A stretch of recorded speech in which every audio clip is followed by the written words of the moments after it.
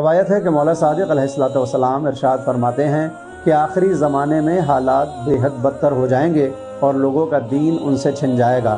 ایمان کا معاملہ یہ ہوگا کہ وہ دل میں آئے گا اور نکل جائے گا۔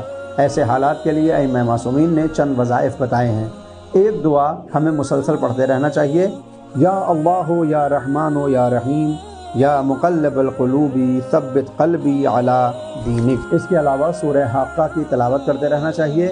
وہیں تیسرے نمبر پر ہمیں اس دعا کو پڑھنا چاہیے، ربنا لا تزغ قلوبنا بعد اذ ہدیتنا وہب لنا من لدنک رحمہ انک انت الوہاب۔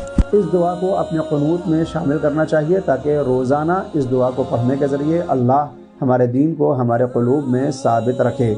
اس کے علاوہ دعائے رضیت باللہ کو ہر نماز کے بعد پڑھنا چاہیے، جس میں ہم اپنے عقیدے کو پیش کرتے ہیں۔ رضیت باللہ ربا، یعنی میں راضی ہوا کہ اللہ ہمارا پروردگار ہے، وبمحمد صلی اللہ علیہ وآلہ نبیہ، اور محمد ہمارے نبی ہیں، وبعلی امامہ، اور علی ہمارے امام ہیں، اور اس کے بعد وبالحسن والحسین وعلی ومحمد وجعفر وموسیٰ وعلی ومحمد۔